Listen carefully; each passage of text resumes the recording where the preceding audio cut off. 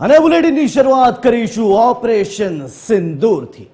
મોડી રાત્રે 1:30 વાગ્યે પાકિસ્તાનમાં 9 ઠેકાણાઓ પર આતંકીઓના 9 ઠેકાણાઓ પર હુમલો કરવામાં આવ્યો। ભારત સરકારે પાકિસ્તાનમાં આશરો લઈ રહેલા આતંકવાદીઓને ઓપરેશન સિંદૂરથી આપેલા જડબાતોડ જવાબને લઈને ઇફકોના ચેરમેન દિલીપ સંઘાણીએ પણ પ્રતિક્રિયા આપી છે। દિલીપ સંઘાણીએ કહ્યું, મને ગઈકાલે જ થતું હતું, કંઈક મોટું થવાનું છે। શું કહ્યું તેમણે સાંભળી લઈએ।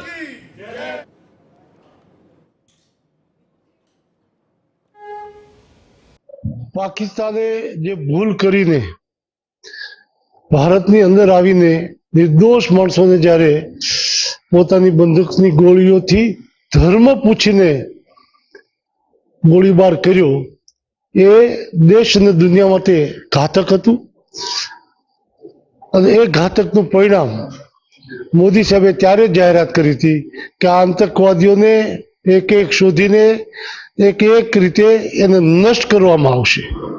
અને ત્યાર પછી એમની તૈયારી રૂપે જે આટલા દિવસો વીતતા ગયા, વિપક્ષ પ્રશ્ન પૂછતો ગયો, પણ મૌન રીતે જે મોદી સાહેબે ભૂતકાળમાં અનેક ગાળો સહન કરી, એમાં આવા પ્રશ્નોમાં આડક રીતે રાષ્ટ્રની વિરુદ્ધમાં ગણાય છતાં પણ સારી ભાષામાં એનો વિરોધ કરનારાઓને માત્ર જવાબ નથી મળ્યો, પણ આતંકવાદીઓને સફાઈઓ કરવાની જે વાત કરી હતી, એક સાથે 9 જગ્યા ઉપર આતંકવાદના ઠેકાણોને સાફ કરવા એ કોઈ નાની વાત નથી। ત્રણેય વિંગના આપણા સૈનિકો, એ સેનાનું સંકલન, પોલિટિકલી દેશ દુનિયાના દેશો સાથેનું સંકલન, અને આંતરિક રીતે ભારતની અંદર પણ કોઈ સુલેહ શાંતિનો ભંગ ન થાય એટલે અમિતભાઈ એ દિશામાં પ્રવૃત્તિ કરીને જોવે। આ બધા સંકલન પછી ગઈકાલે મને રાતના 10-11 વાગ્યાથી લાગ્યું હતું આજની રાતે જ હુમલો થવો જોઈએ, અને એવું જ્યારે મને મનમાં લાગ્યું ત્યારે મેં મારા રૂમમાંથી શંખ રાખીને શંખ બજાવ્યું અને વિજય ભારત વિજય મૂકીને મેં ખાલી વોટ્સએપમાં રવાના કર્યું।